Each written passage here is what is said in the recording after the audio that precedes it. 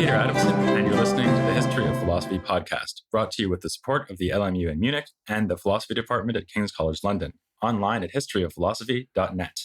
Today's episode will be an interview about the Reformations in England and Scotland with Diarmaid MacCulloch, who is Emeritus Professor of the History of the Church at the University of Oxford. Hi, Professor MacCulloch. Hello. Thank you very much for coming on the podcast. A pleasure. I guess that many people, when they think about the Reformations in England and Scotland, or at least the Reformation in England, suppose that it happened because, not to put too fine a point on it, Henry VIII wanted to get a divorce and the Pope wouldn't let him. But presumably it's a little bit more complicated than that. So what kind of Reformation did Henry actually want? Henry wanted a Reformation of which he was the head, and in no sense should you think of that as a Protestant Reformation. Henry wasn't a Protestant, he was Henry. And as you say, the quarrel was about whether he could marry a second wife, or in his eyes, a first wife. And the problem was that the Pope would not allow that. So, in the end, he broke with Rome. Now, that could be thought of as a reformation, but other kings had done something rather similar.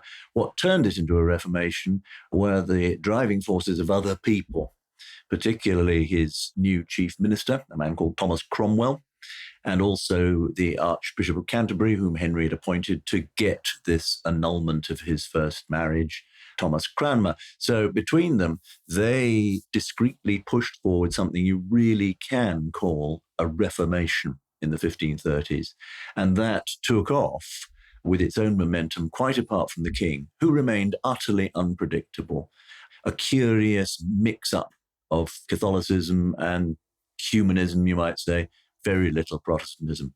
And in fact, at the beginning, he was actually quite opposed to Luther, right? Yes, Luther and Henry VIII did not get on at all because Henry VIII, before he quarrelled with the Pope, defended traditional Catholicism really rather effectively. Luther was furious and wrote a furious reply. The king hated that. So they never had much of a relationship. Other figures who became Lutherans did appeal to Henry, the great Philip Melanchthon, for instance, whom Henry tried to get to England. But the English Reformation really never went down a Lutheran path. Its roots were going to be elsewhere. The way you just described that, it sounds like a fairly top-down phenomenon. So you've got the king, you've got the archbishop, so on. But presumably what they're doing is interacting in some way with more bottom-up forces like sentiment for Reformation in the country at large. Yes, England was unique in that it had had a powerful movement against the official church for a century and a half before the Protestant Reformation. It's called Lollardy. And it emerged here in Oxford, where I taught in the late 14th century with an Oxford don called John Wycliffe. And this movement called Lollardy was suppressed by the official church in the late 15th century, but never eliminated. And so there was a movement within the country of dissent against the official church. And so the official Reformation, which emerged falteringly during the 1530s, could interact with this other force. And was Henry, would you say, capitalizing on that sentiment in the country at large? No, I don't think so at all. What he was capitalizing was the powerful sense of loyalty to the monarchy in England. England was an unusually centralized kingdom in the Middle Ages, right back to the Anglo-Saxon period. And so the monarchy had developed a powerful ethos of independence and self-assertion and had asserted itself against Rome very frequently. So in one sense, the anti-papal rhetoric you got with Henry VIII was just recapitulating what certain English kings had done to suit their convenience in previous centuries. Speaking of anti-papal rhetoric, you already mentioned the name of Thomas Cranmer, who actually came to the conclusion that the Pope was the Antichrist. What was the basis of that, and what did he think would be a suitable reconfiguration of religious authority in a situation where the Pope was, to put it mildly, not a figure whom one should be following? I think at the center of Cranmer's thought as it emerged in the early 1530s was something which we find extremely difficult to understand now, which was that the king was God's representative on earth. And Cranmer had entered the king's service as a Cambridge academic who'd been employed to produce a historical theological case for the king's annulment. And gradually it seems that during the course of that, he became convinced that the king was head of the church. And if so, the Pope was not. And the Pope was claiming to be head of the church, hence he must be Antichrist. It's quite a simple piece of logic, really. Yeah, just a syllogism. Yeah. Right.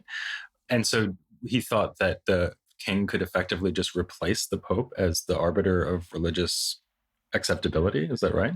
That's how it worked. And in fact, Henry really wasn't going to alter the church in any respect, except replace the Pope with himself. And the powers of the Archbishop of Canterbury would go on being the same under the king as they had been under the Pope. I see. So this is why you say that in a sense it wasn't so much a reformation as just kind of revolution within Catholic Christianity. Is that right? Yeah, doctrinally, it need not have changed at all. And in very important respects, Henry did not change it. I mean, he burnt Protestants who believed differently about the Eucharist to himself and went on burning Protestants right to the end of his life. He also beheaded, hanged, drawn, and quartered Catholics. But this sort of murderous ecumenism certainly didn't amount to Protestantism. Yeah, this is what counts as middle way politics in the period, I guess. It's a dark sort of middle way, yes. And Henry was very proud of being in the middle and got quite emotional about it. He felt that that was his role as father of his people, to steer between the two extremes which had emerged in the 1520s. If we think then about a document that comes out of this period, like, say, the Book of Common Prayer, which is obviously a pretty central text that represents what was happening in Christianity in this period in England, does that not, in some sense, stand for some kind of reformation of Christian doctrine, or at least practice? Certainly it does. And the Book of Common Prayer was a product of the next reign, Henry's son, boy king Edward VI. By then, things had decisively moved in English politics towards the group who were convinced Protestants. So we've got Cromwell, we've got Cranmer, leading noblemen who were in alliance with them. And they were the people who were steering the regime of Edward VI. And they produced two versions of a liturgy which was revolutionary in that it was in the language of the people, English. And there was one stage in 1549 which tried to pretend to be conservative. And the reason for that was that the country as a whole was not convinced by Protestantism yet. And lots of members of the nobility and people among the bishops were not convinced. So you've got to keep them on board. But this 1549 book was very soon replaced, 3 years later, in fact, in 1552, by a Book of Common Prayer, which is in most respects the same book which the Church of England still uses and which has therefore influenced all the liturgies right across the world in what has come to be called the Anglican Communion. And what are the features of this book that make it a Protestant document as opposed to a Catholic document? You look at the form of what Cranmer called the Holy Communion, which had been called the Mass, Eucharist, if you like.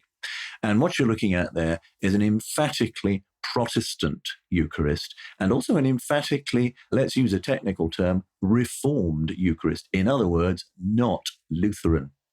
The great divide in the Reformation across Europe had already happened by the time that this service was devised by Cranmer and his fellow bishops, 1552, and already Lutheranism had retreated from his thoughts. Now, the important thing to grasp about that is the nature of the bread and wine used in the service. The Old Catholic view is that these become the body and blood of Christ. And that is Luther's view too. The explanation of how they become the body and blood of Christ is, of course, a different one from that of the popes. But it's basically rather the same. The Pope and Luther agreed on what happened in the Eucharist. Now, the Reformed tradition, Switzerland, South Germany, and throughout Europe eventually, the Reformed tradition denied that. Bread and wine are taken in the service, and they remain bread and wine at the end of it. They have been put to a symbolic use, a metaphorical use, if you like. They have become, in that sense, the body and blood of Christ.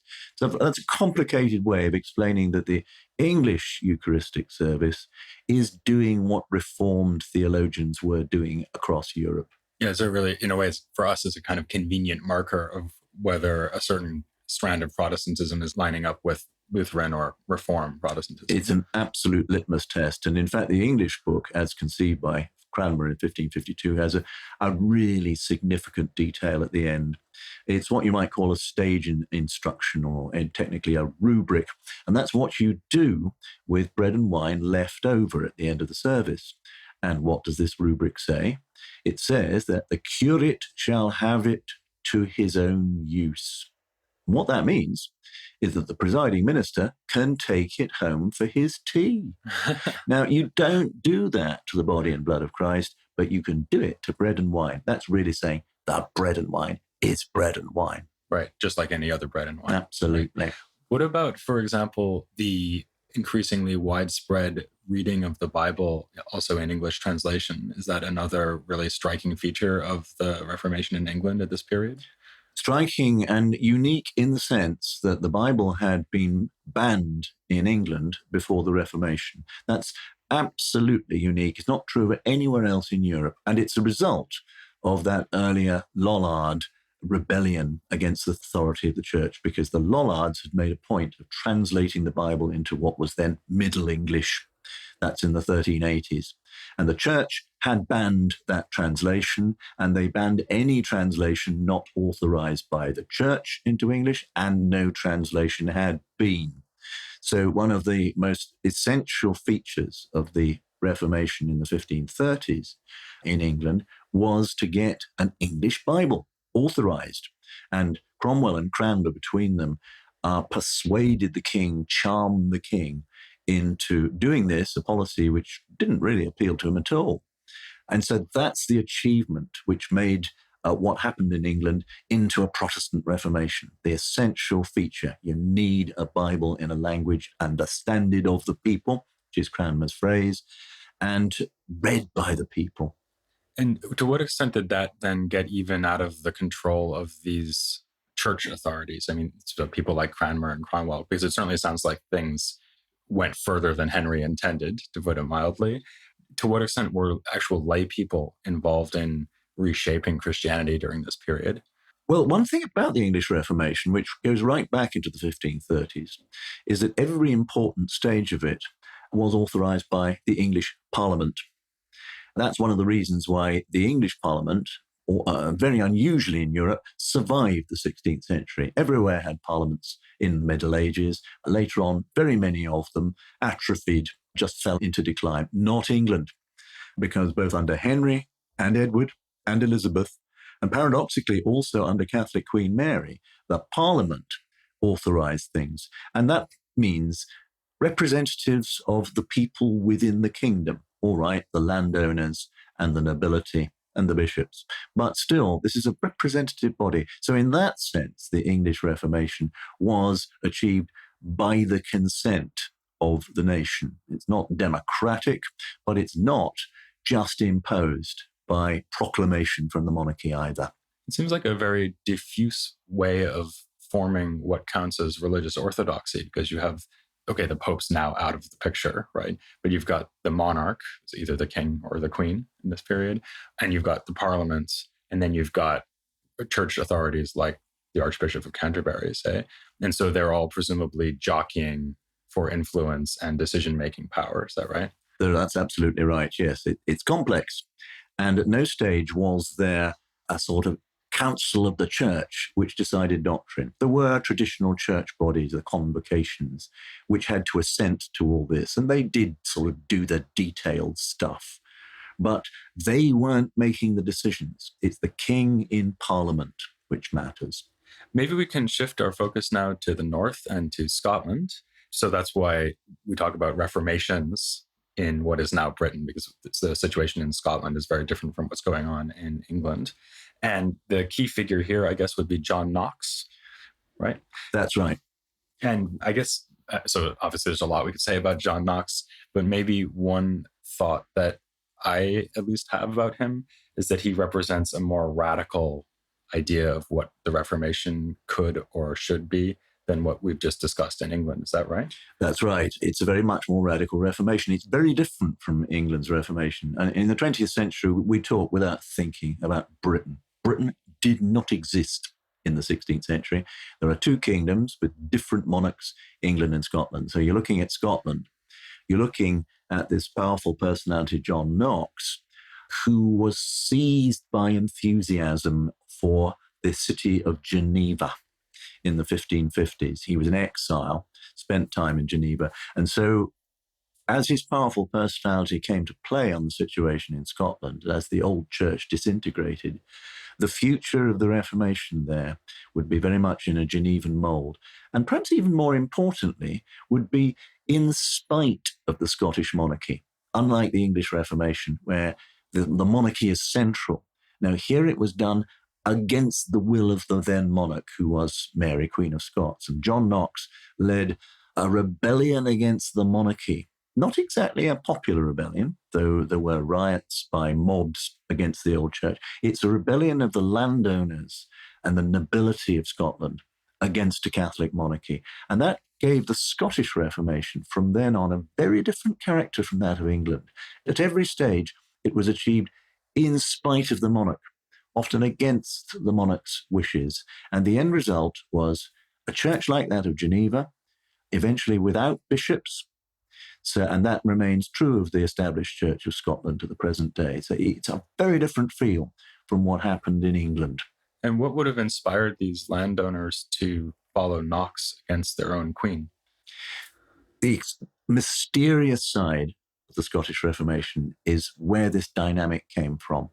Scotland had been affected by what was happening in mainland Europe during the 1520s, 1530s, and often in a rather Lutheran way.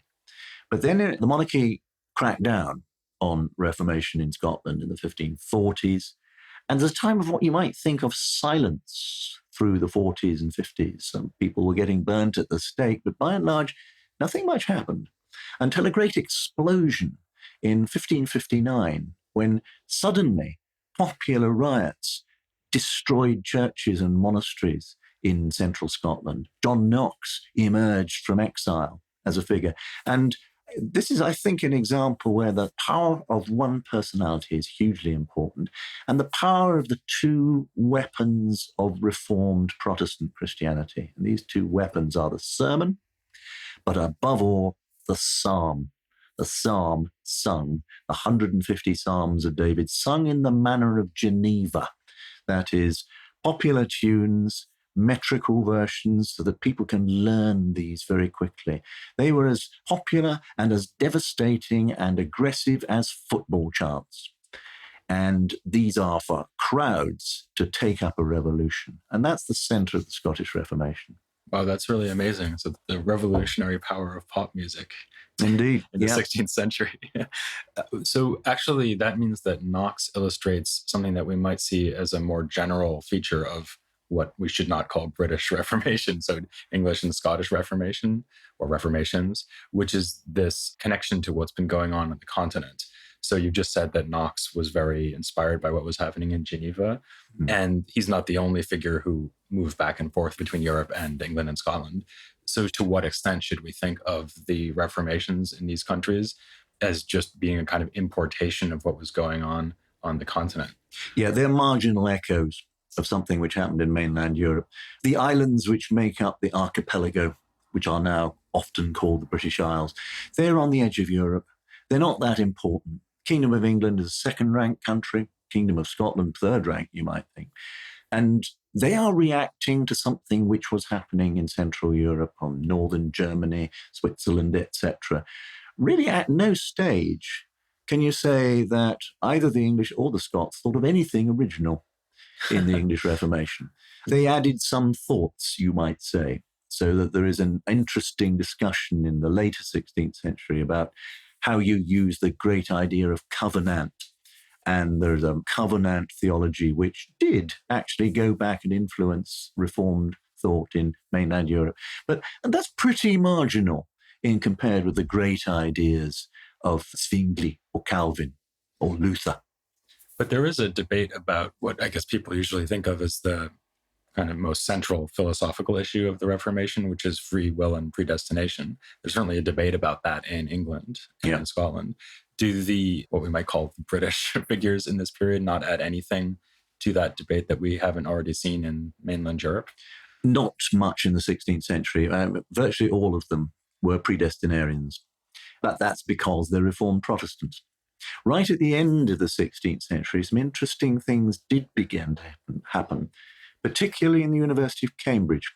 And there you begin to get a set of first academics and then, of course, the clergy whom they're training, who are going out of the church, who are beginning to reassert the idea of free will. And there were furious arguments in the University of Cambridge in the 1590s. So we've really moved on decades about this matter. But by and large, those are the outsiders. Those are the rebels. It took until the early 17th century before that sort of person was leading the Church of England. And in Scotland, they're even more marginalized. And that's really a debate within Reformed Protestantism. It's got one sort of eye cast over its shoulder towards the Lutherans. But really, it's a debate between Reformed Protestants and rebel Reformed Protestants. It goes on to a very distinctive English story in the end, but that's what you might call another story. It's not the story of the English Reformation. It's interesting that, I mean, from a philosophical point of view, the predeterminist or, sort of fatalist interpretation of the theory of grace seems very difficult, philosophically speaking, right? So it has all these implications for moral responsibility and so on. So it seems kind of strange intuitively that would have become the kind of default, most popular view. You mean the determinist point of view? Yeah. Well, it's not, because virtually all Western Christian theology is based on Augustine of Hippo. It's all looking back to what Augustine had struggled towards in the 4th and 5th centuries. And that's a very, very hardline determinist point of view.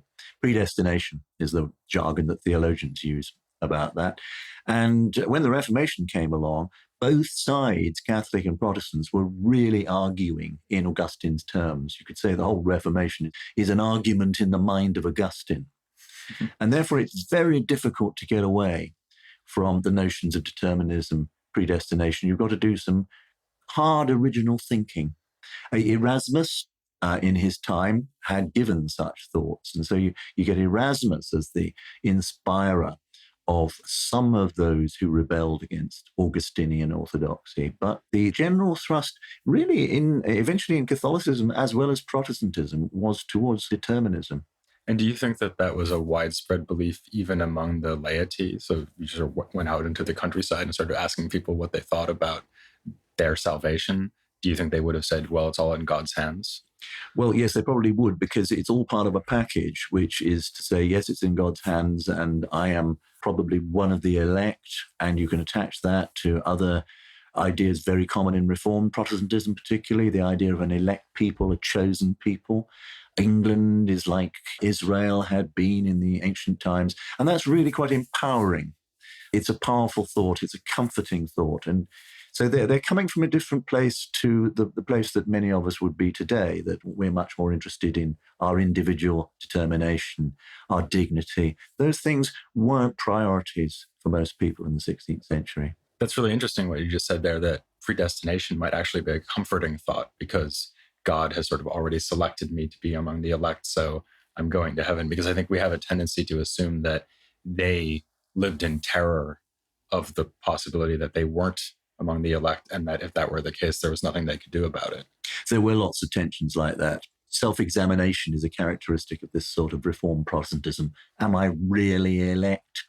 The English actually did do something distinctive at the end of the 16th century. They invented the confessional diary, which so many of us keep, and they did it precisely to examine their day-to-day conduct. Am I really elect or not? So the first diaries of the sort now common are Puritan diaries, the English form of Reformed Protestantism, the Puritanism. That's really a symptom of the fact there are anxieties within this. But then we need to think of the comfort it gives you to feel that God is supporting you, that you don't need to bother too much. God gives power. God will sustain you if you behave as you should do as one of God's chosen people. And all the time, they're listening to the Old Testament. It's the story of the chosen people. And the chosen people get things wrong, but they get there in the end. And this is something that a wider audience in England and Scotland would have understood how through the sermons and even the football chants that you mentioned earlier? Yeah, their music in church was entirely the 150 Psalms, nothing else. And from the pulpit, they would be getting this message from people trained in England, in Oxford and Cambridge, in Scotland, in its 4 universities. These are highly literate societies, particularly Scotland, where the Reformation very much valued education. And the outcrop of that is across the Atlantic, in the colonies established particularly by the English in New England, which was probably in its day, in the 1620s and 30s, the most literate society on earth. They valued education. And you need to understand Augustinian Protestantism, because it's a complicated system. And it's based on a complicated book, the Bible. We underestimate the extent to which people bought into the system. Even those who didn't have much formal literacy were not stupid. It's simply they didn't have the technology of reading and writing at their fingertips, but they could understand it. Mm-hmm. So actually, this must be one of the first cases in history where something that can legitimately be called a philosophical position, because it's obviously a theological view as well, but it's also a philosophical view about the nature of free will, the nature of moral responsibility, becomes explicitly embraced by a very large number of people on the grounds of something like an intellectual rationale. I guess that's so. And there is always a tension in Reformation, Protestantism, whether Lutheran or Reformed, between hierarchy and the feeling that we are all part of the chosen people. And it's a tension which they did not resolve. But in particularly the Scottish Reformation, it is remarkable that powerful figures, members of the nobility, were under discipline alongside everybody else from the church, the new Reformed church, and would often submit to that discipline with surprising meekness. Actually, if I could just ask you one last question before we end, and moving our attention now back up to the higher echelons of society, what was the impact of these ideas about determinism or predestination on the conception of rulership? Because, if I, as a humble Christian, am determined to do what I will do and predestined to receive grace or not, then you might assume that all the more so the king is already chosen by God from eternity to be the king, or the queen to be the queen. And I guess that must have been part of the rationale for Henry's proclaiming himself as having the right to say what is and is not religious orthodoxy. Yeah, there are always tensions within this system. Is the monarch simply God's representative on earth, or does God's will manifest itself through, in England's case, the crown in Parliament, in which case there's a sort of bottom-up feeling about it.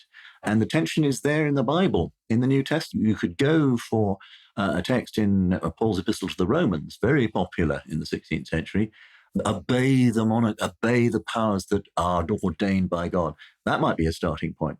But there is another text in the New Testament, in the book of Acts, fear God, honor the emperor, honor the king. And that's interestingly ambiguous, because which element of that twofold command are you going to listen to? Fear God and do what God wants, or the monarch? And that actually destroyed the Kingdom of England in the 17th century. This tension between a wider view of authority, a view embodied in the kingdom as a whole, or the wishes of the monarch. And the English got as far as cutting off the head of their king over that debate in 1649. And that, of course, is something we'll get to eventually, but not soon, because we're going to be looking more closely at some of the figures and ideas of the Reformations in England and Scotland over the coming episodes. For now, I will thank Diarmaid MacCulloch very much for coming on the series. Thank you. It's been fun.